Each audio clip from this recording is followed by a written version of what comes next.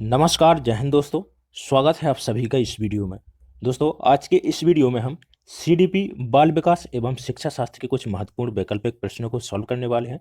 दोस्तों, यदि आप CTET exam, Haryana TET, UP TET, REET exam के अलावा किसी भी टीईटी एग्जाम में हिस्सा ले रहे हैं तो वीडियो को लास्ट तक जरूर देखिएगा और साथ में आपको कमेंट करते चलना है, क्योंकि सभी प्रश्न इंपोर्टेंट प्रश्न रखे हैं और एक एक प्रश्न आपके सिलेबस पर बेस्ड है। तो देखिए, आप बिल्कुल सही तरीके से बिल्कुल देखिए, पूरा वीडियो को आपको देखना है, स्किप नहीं करना है वीडियो को। बार बार कह रहा हूं मैं, क्योंकि स्किप करेंगे तो आप बहुत सी सारी चीज़ें यहाँ पर खो देंगे, क्योंकि सभी प्रश्न बहुत ही ज़्यादा इंपॉर्टेंट है। बिल्कुल देखिए, बेसिकली ये बता दूं आपको यहाँ पर कि दोस्तों, ये practice set mostly CTET exam के लिए बनाया गया है। तो देखिए, सीटेट के जो शिक्षा शास्त्र के जो प्रश्न पूछे जाते हैं वो भी हमने कुछ यहाँ पर रखे हुए हैं। दोस्तों, यदि आप इस वीडियो का पीडीएफ पाना चाहते हैं तो हमारे डिस्क्रिप्शन बॉक्स में जाकर टेलीग्राम चैनल को ज्वाइन कर लें, वहां पर आपको पीडीएफ उपलब्ध हो जाएगा। तो चलिए, सबसे पहले बिना देरी किए हम अपने प्रश्नों की ओर बढ़ते हैं। तो सबसे पहला हमारा प्रश्न कह रहा है कि बाल विकास के सिद्धांतों के संदर्भ में निम्नलिखित में से कौन सा कथन यहाँ पर सही है। तो देखिए, इंपॉर्टेंट प्रश्न है और देखिए विकास से संबंधित प्रश्न है, बहुत ही ज्यादा इंपॉर्टेंट प्रश्न है और देखिए पूछे जाने के भी इसके सीटेट में बहुत ज्यादा चांस बनेंगे। तो देखिए, कह रहा है, ऑप्शन दिए गए हैं, कह रहा है कि विकास शरीर के केंद्रीय भाग से बाहरी भाग की तरफ होता है। देखिए, यहां पर दूसरा ऑप्शन दिया गया है कि विकास जो होता है आनुवांशिकता और पर्यावरण से क्या होता है, प्रभावित नहीं होता है। तीसरा ऑप्शन दिया गया है कि एक एक क्षेत्र में विकास का अन्य क्षेत्रों के विकास पर क्या होता है, कोई प्रभाव नहीं पड़ता है। और चौथा कह रहा है कि विकास पूर्णतः संख्यात्मक है और इसे सटीक रूप से मापा जा सकता है।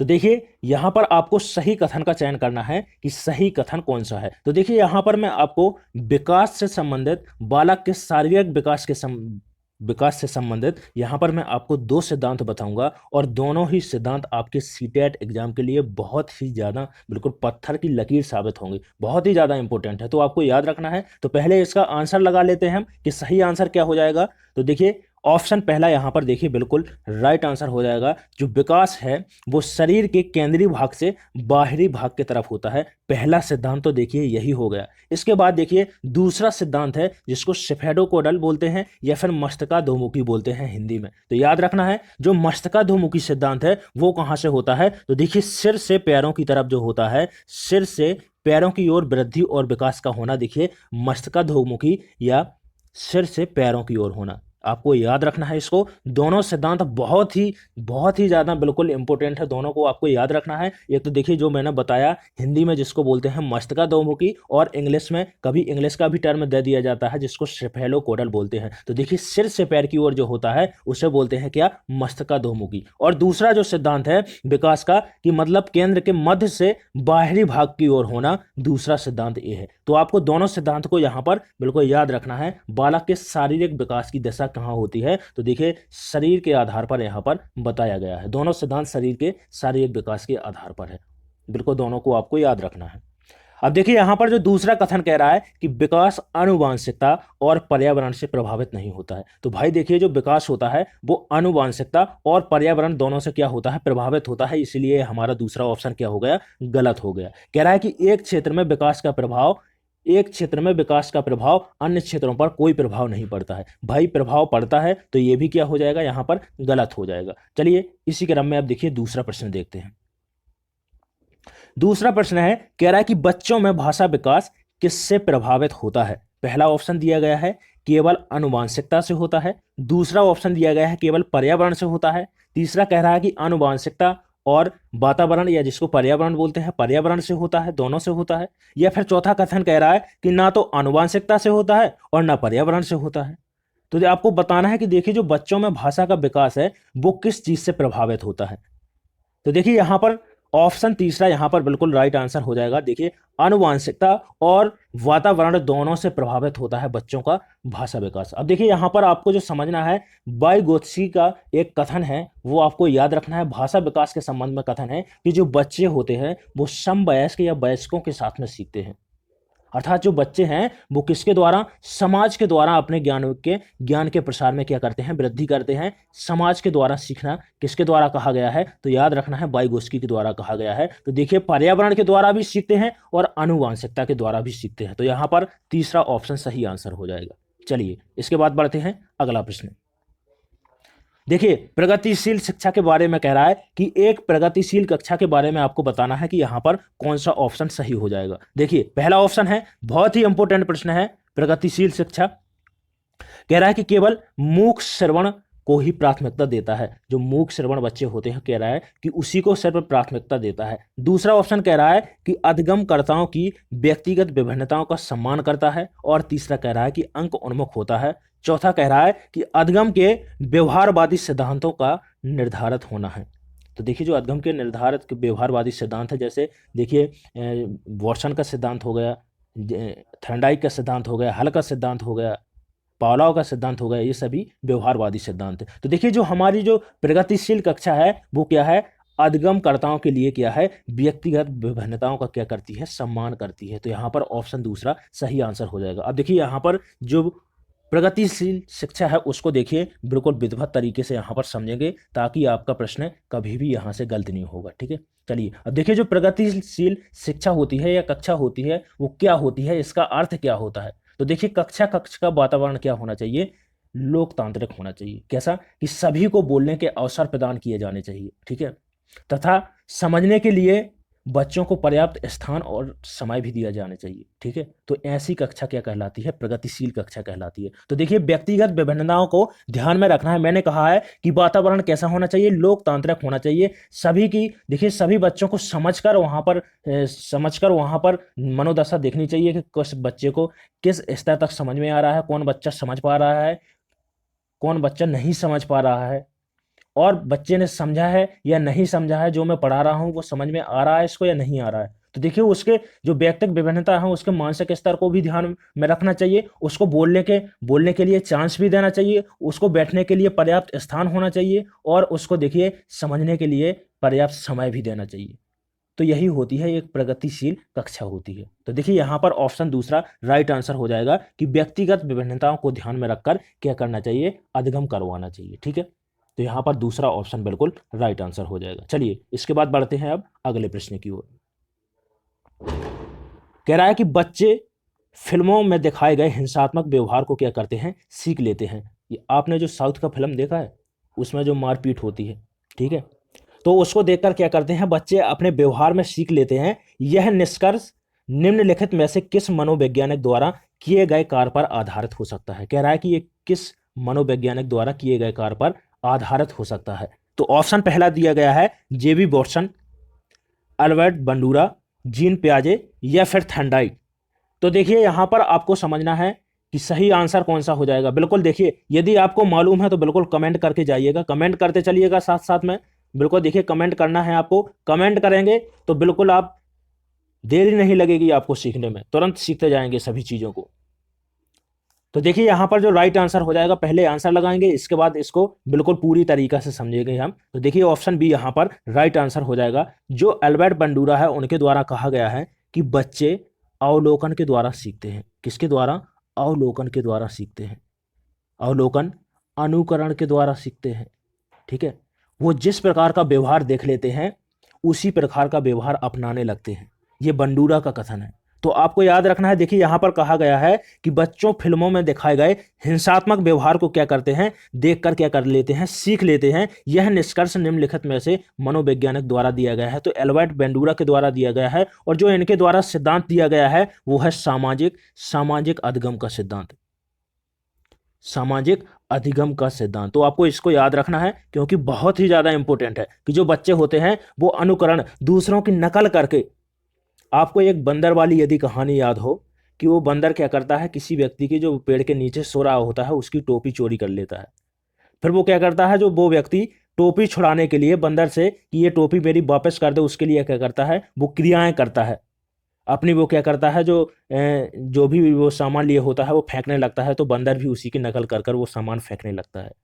तो देखिए वो नकल अनुकरण करके वो क्या है, जिस प्रकार का वो आदमी हरकतें करता है, व्यक्ति वो हरकतें करता है, उसी प्रकार की बंदर भी करने लगता है। तो इसी प्रकार से देखिए यहाँ पर कह रहा है, बेंडूरा ने कहा है कि जो बच्चे होते हैं वो क्या करते हैं, दूसरों की नकल कर अपने में व्यवहार को क्या करते हैं, उतार लेते हैं। ठीक है, वैसा ही व्यवहार करने लगते हैं।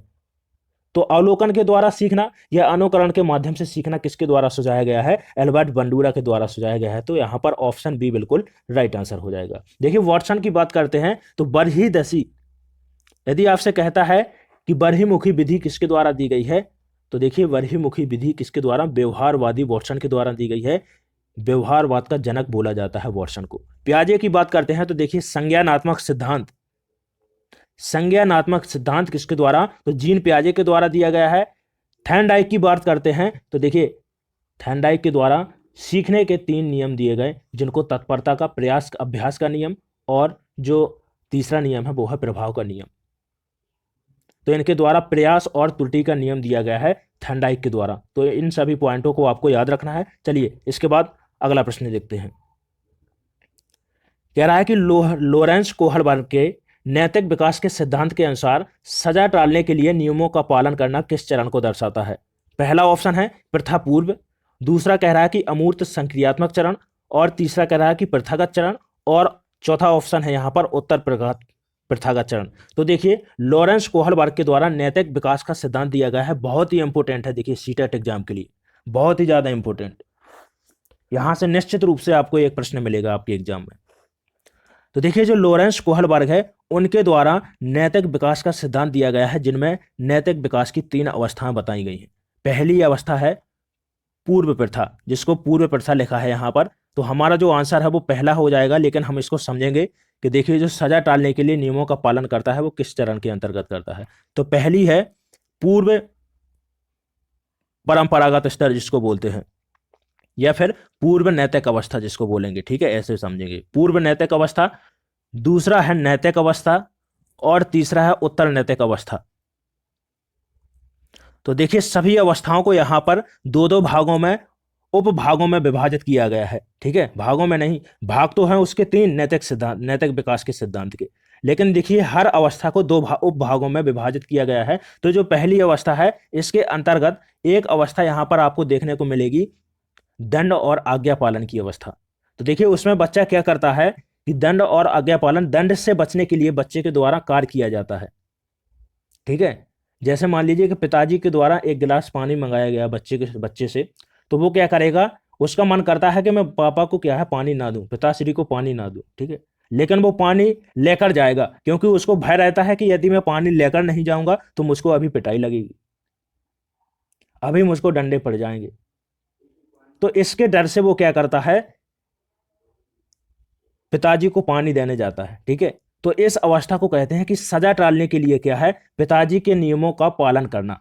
तो यहां पर जो पहला ऑप्शन हो जाएगा, देखिए जो पूर्व नैतिक अवस्था है वो यहां पर देखिए यहां पर दी गई है, पूर्व प्रथावस्था के नाम से भी जिसको जानते हैं। तो यहां पर पहला ऑप्शन बिल्कुल राइट आंसर हो जाएगा। जो पूर्व नैतिक अवस्था की क्या है, एक उपभाग है, ठीक है। तो यहां पर पहला ऑप्शन बिल्कुल राइट आंसर हो जाएगा। चलिए इसके बाद अगला प्रश्न कह रहा है कि अधगम प्रक्रिया को सुसाध्य बनाने के लिए एक अध्यापिका को ऐसे तरीके इस्तेमाल करना चाहिए, बताइए किस प्रकार के तरीकों को इस्तेमाल करना चाहिए। पहला ऑप्शन है जिसमें संकल्पों का प्रगतिकरण जटिलता से सरलता की ओर हो, या फिर जो अवसारी चिंतन को प्राथमिकता दें, या फिर तीसरा ऑप्शन कह रहा है कि जो विभिन्न संकल्पों के बीच संबंध खोजने को महत्व दें। ऑप्शन चौथा कह रहा है कि जो विद्यार्थियों के बीच प्रतिद्वंद्विता रूपी संस्कृति पैदा कर दें, लड़ाई झगड़े की स्थिति पैदा कर दें। तो देखिए यहां पर तीसरा ऑप्शन सही हो जाएगा कि विभिन्न संकल्पों के बीच क्या है, संबंध खोजने को क्या है, महत्व दें। तो अधगम प्रक्रिया को सुसाध्य बनाने के लिए अध्यापक को देखिए क्या तरीका अपनाना चाहिए कि सभी क्या है, संबंध में जुड़ जाएं, ठीक है, विभिन्न संकल्पों के बीच क्या है, संबंध खोजने में महत्व दें।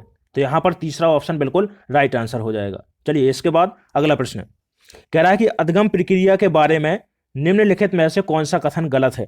पहला ऑप्शन है कि अधगम एक निरंतर प्रक्रिया है। दूसरा कह रहा है कि अधगम प्रक्रिया में त्रुटियां और गलतियां अप्रासंगिक हैं। देखिए क्योंकि हमसे यहां पर गलत पूछा है, याद रखना है आपको कि गलत कथन पूछा है हमसे कि कौन सा यहां पर गलत कथन है। तीसरा कह रहा है कि अधगम व्यक्तिगत और पर्यावरणीय कारकों पर क्या होता है, आधारित होता है। चौथा ऑप्शन कह रहा है कि अधगम चक्रीय रूप से होता है, अनुरेखीय रूप से नहीं होता है। तो यहां पर देखिए ऑप्शन दूसरा बिल्कुल यहां पर राइट आंसर हो रहा है। देखिए जो अधगम होता है उसमें क्या होता है, त्रुटियां और गलतियां होना देखिए स्वाभाविक है। त्रुटियां और गलतियां होना क्या है, स्वाभाविक है, लेकिन यहाँ कह रहा है कि अप्रासंगिक है। तो देखिए यहाँ पर हमसे गलत कथन पूछा था, यहाँ पर ऑप्शन दूसरा सही आंसर हो जाएगा। देखिए अधगम क्या है, एक निरंतर और देखिए सतत रूप से चलने वाली प्रक्रिया है। अधगम व्यक्तिगत और वातावरणीय कारकों से प्रभावित भी होती है, यह भी सही है। अधगम चक्रीय रूप से होता है, अनुरेखीय रूप से नहीं होता है, ठीक है, यह भी सही है।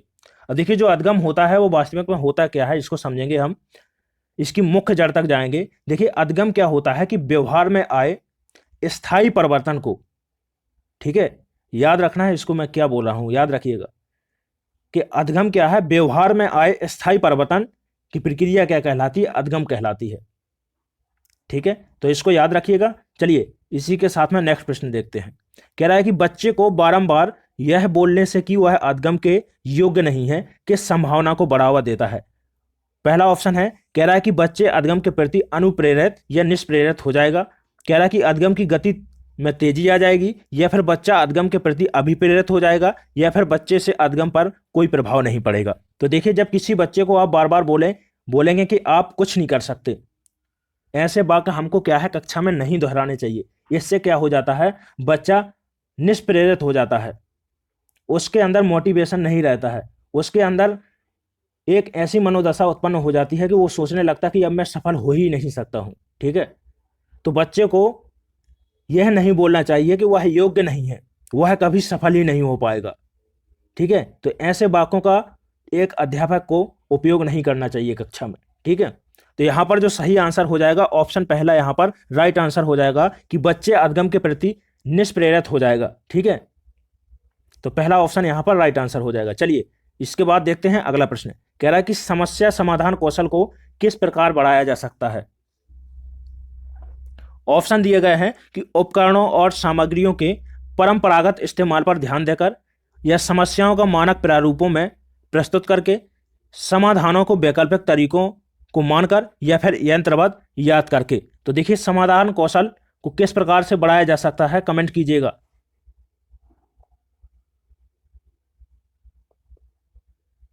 तो यहां पर सही आंसर बताना है आपको कि सही आंसर कौन सा हो जाएगा। बिल्कुल देखिए कमेंट कीजिएगा इसका राइट आंसर क्या हो जाएगा।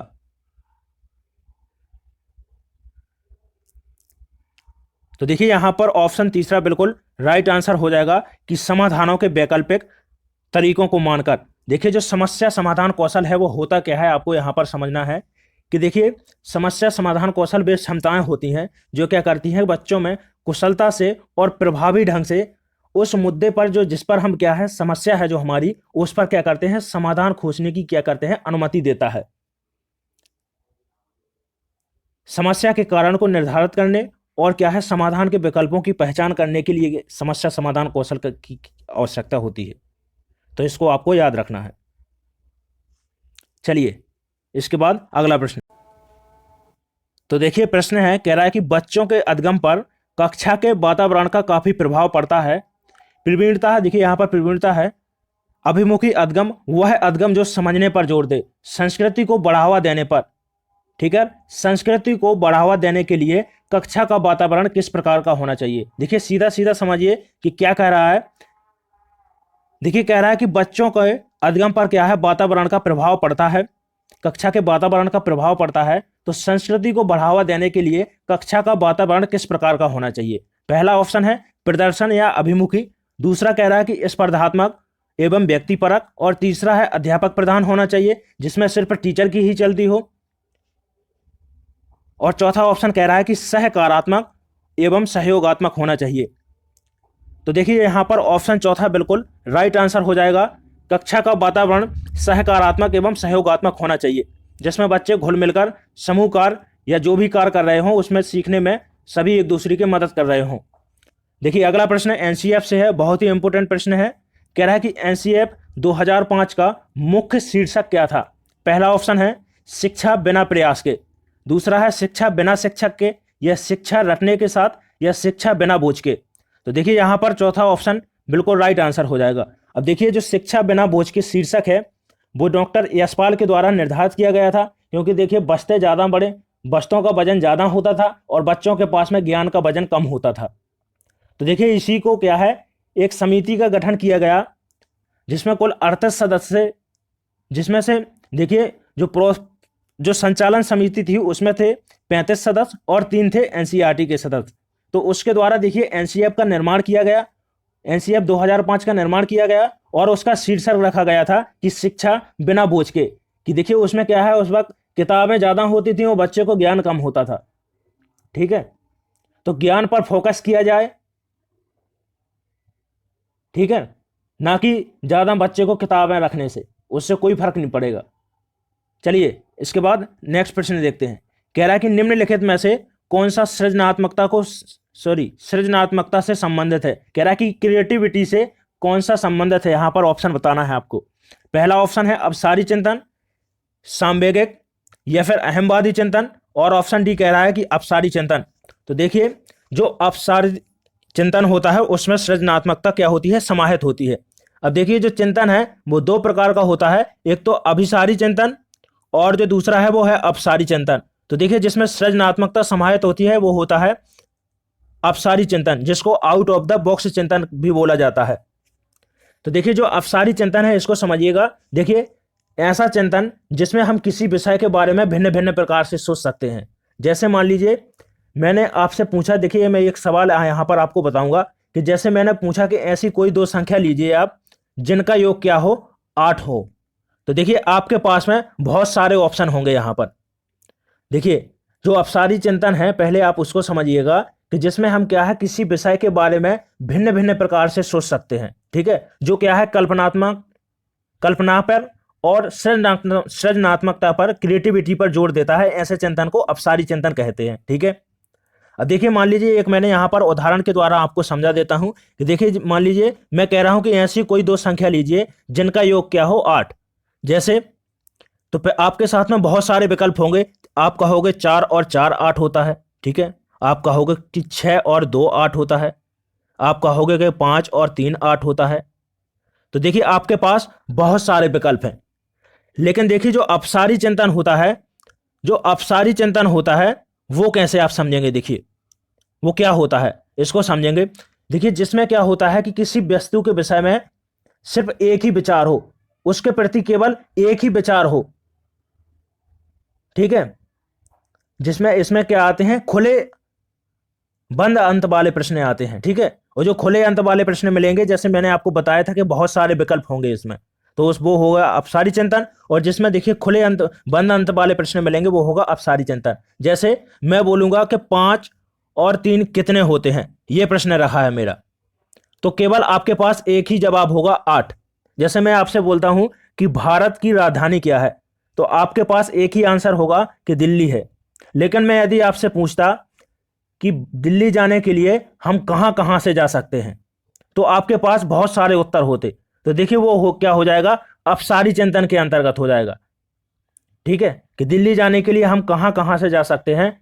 जैसे मान लीजिए मैं लखनऊ में हूं और लखनऊ से मुझे दिल्ली जाना है, तो बहुत सारे ऑप्शन होंगे, आप कहीं से भी जा सकते हैं। ठीक है, लेकिन मैं बोलूं कि भारत की राजधानी क्या है, तो आपके पास सिर्फ एक ऑप्शन होगा कि दिल्ली है।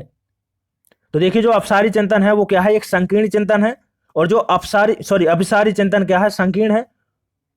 और जो अपसारी होता है वो क्या होता है, इसमें भिन्न भिन्न प्रकार से बालक सोच सकता है, इसमें उसकी कल्पना का विकास होता है। ठीक है, कल्पनात्मक शक्ति लगती है और साथ में क्या होता है, क्रिएटिविटी भी उसमें समझ में आती है। तो देखिए जो सृजनात्मकता का सीधा संबंध किससे है, अपसारी चिंतन से। तो यहां पर ऑप्शन डी बिल्कुल राइट आंसर हो जाएगा। चलिए इसके बाद देखते हैं अगला प्रश्न। कह रहा है कि पियाजे के संज्ञानात्मक विकास के सिद्धांत के अनुसार स्वयं व पर्यावरण के बीच संतुलन की खोज की क्रिया क्या कहलाती है। तो देखिए बहुत ही इंपॉर्टेंट है और सीटेट एग्जाम के लिए बहुत ही अच्छे पॉइंट है, बिल्कुल आपको याद रखना है इसको, वेरी वेरी इंपॉर्टेंट। तो देखिए सामीकरण, दूसरा है संगठन, तीसरा कह रहा है समावेशन या फिर समायोजन। तो देखिए यहां पर पहला ऑप्शन राइट आंसर हो जाएगा कि देखिए स्वयं और पर्यावरण के बीच संतुलन करने की प्रक्रिया क्या कहलाती है, सामीकरण या अनुकूलन कहलाती है। ठीक है, तो पहला पॉइंट तो यहां पर हो गया। लेकिन देखिए जो संगठन है वो क्या कहलाता है, तो देखिए संगठन का मतलब क्या होता है, इकट्ठा करना। ठीक है, तो देखिए दिमाग में क्या है, संप्रत्यय बनाना या फिर बोल सकते हैं देखिए प्रत्यक्षीकृत या बौद्धिक सूचनाएं प्राप्त करना। ठीक है, तो इकट्ठा करना, देखिए जो इकट्ठा करने से आप समझिए, इसको आप समझ सकेंगे कि संगठन क्या कहलाएगा, कि देखिए दिमाग में क्या है, संप्रत्यय बनाना किसी चीज का। मान लीजिए मैंने एक गाय देखी, तो उसका गाय का चित्र मेरे दिमाग में छप जाएगा, तो वही क्या कहलाएगा, संप्रत्यय।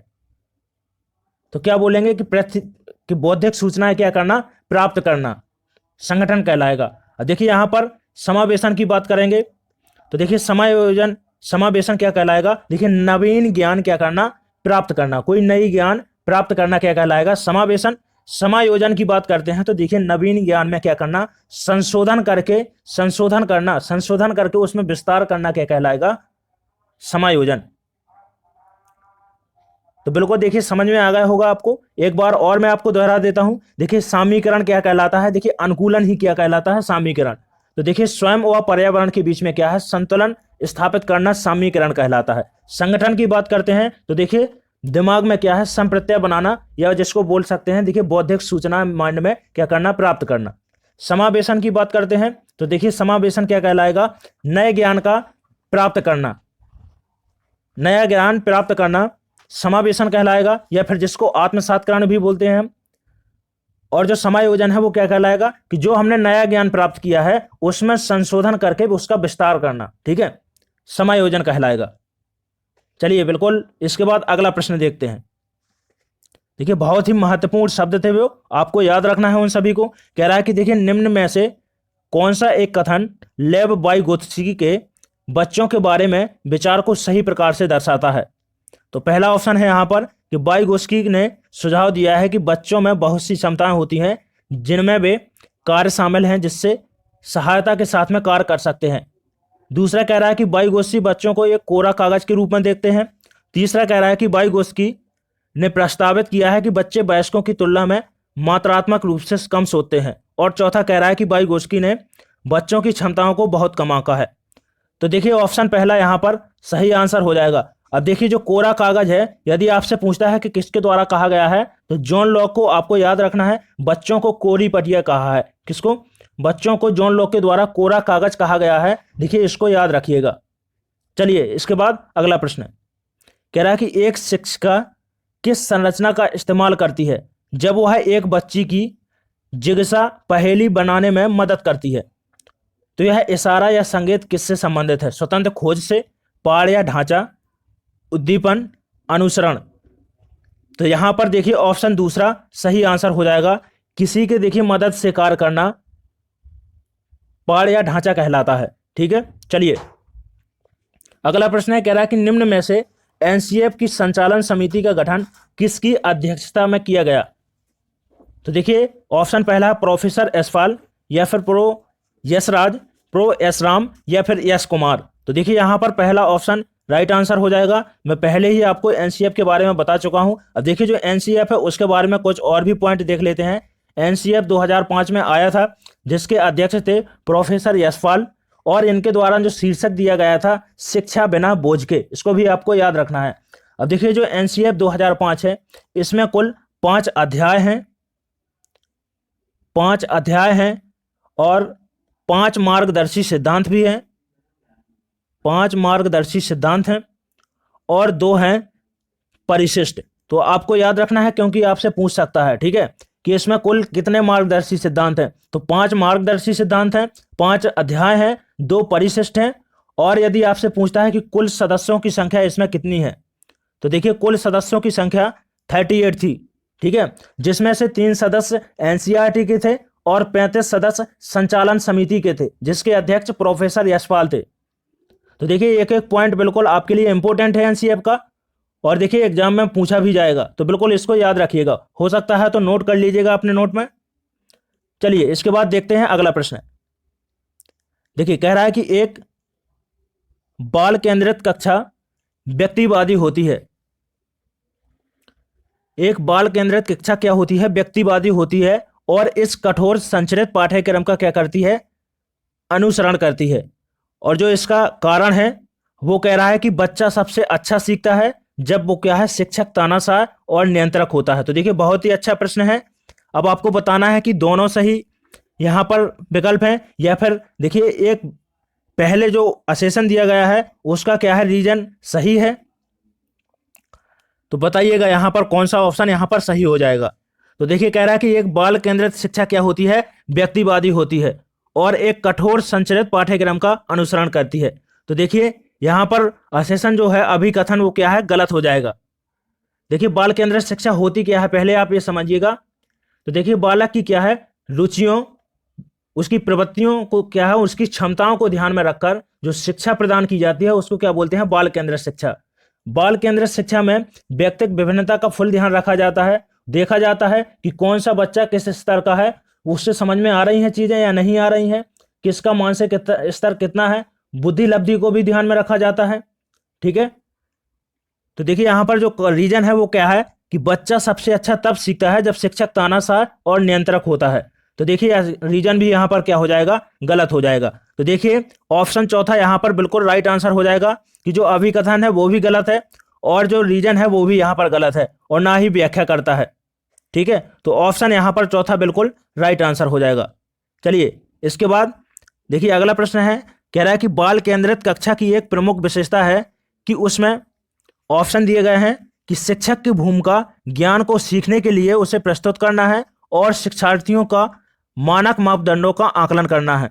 दूसरा कह रहा है कि शिक्षक के मार्गदर्शन से शिक्षार्थियों को अपनी स्वयं की समझ का निर्माण करने के लिए उत्तरदायी बनाया जाता है।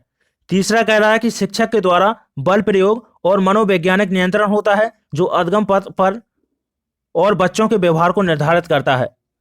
चौथा ऑप्शन है, कह रहा है कि शिक्षक बच्चों के लिए व्यवहार के समरूप तरीकों का निर्धारण करता है। तो देखिए यहां पर सही कथन बताना है आपको, कौन सा हो जाएगा। तो देखिए ऑप्शन दूसरा यहां पर सही आंसर हो जाएगा कि शिक्षक के मार्गदर्शन से शिक्षार्थियों को अपनी स्वयं की समझ का निर्माण करने के लिए उत्तरदायी बनाया जाता है। ठीक है, करके सीखने पर जोर दिया जाता है इसमें। चलिए अगला प्रश्न देखते हैं, कह रहा है कि एनसीएफ 2005 का पूरा नाम क्या है। ऑप्शन पहला है कि नेशनल कैरिकुलम फ्रेमवर्क, दूसरा कह रहा है कि नेशनल कैरिकुलम फाइल, या फिर नेशनल क्लास फ्रेमवर्क, या नॉन ऑफ अबव। तो देखिए यहां पर पहला ऑप्शन बिल्कुल राइट आंसर हो जाएगा कि नेशनल कैरिकुलम फ्रेमवर्क। इसके बाद अगला प्रश्न देखते हैं, कह रहा है कि जिस प्रक्रिया में व्यक्ति दूसरों के व्यवहार को देखकर सीखता है ना कि प्रत्यक्ष अनुभव के, उसको क्या कहा जाता है। पहला ऑप्शन है, देखिए यहां पर मैं पहले ही बता चुका हूं कि दूसरों के व्यवहार को देखकर सीखना क्या कहलाता है, सामाजिक अधगम। बंडूरा आपको यहां पर याद रखना है। ठीक है, चलिए अगला प्रश्न देखते हैं, कह रहा है कि आउट ऑफ द बॉक्स चिंतन किससे संबंधित है। तो देखिए ये भी बता चुका हूं मैं कि आउट ऑफ द चिंतन किससे संबंधित है, अपसारी चिंतन से संबंधित है जिसमें क्रिएटिविटी समाहित होती है। तो देखिए यहां पर ऑप्शन तीसरा सही आंसर हो जाएगा। दोस्तों देखिए सभी प्रश्न कंप्लीट हो चुके हैं और एक एक प्रश्न बिल्कुल आपके एग्जाम के लिए बहुत ही इंपॉर्टेंट थे। ठीक है, यदि वीडियो को आपने अच्छे से नहीं देखा है तो एक बार फिर से वीडियो को देख लीजिएगा और सभी पॉइंटों को यहाँ पर बिल्कुल अच्छे तरीके से समझ लीजिए। दोस्तों यदि आप पीडीएफ पाना चाहते हैं इस वीडियो की तो डिस्क्रिप्शन बॉक्स में जाकर वहाँ पर आप लिंक पर क्लिक करेंगे तो आप वहाँ पर टेलीग्राम डाउनलोड कर लीजिएगा और टेलीग्राम के द्वारा आपको इस वीडियो की पीडीएफ आपको मिल जाएगी। तो चलिए इसके बाद मिलते हैं अगले वीडियो में, तब तक के लिए धन्यवाद।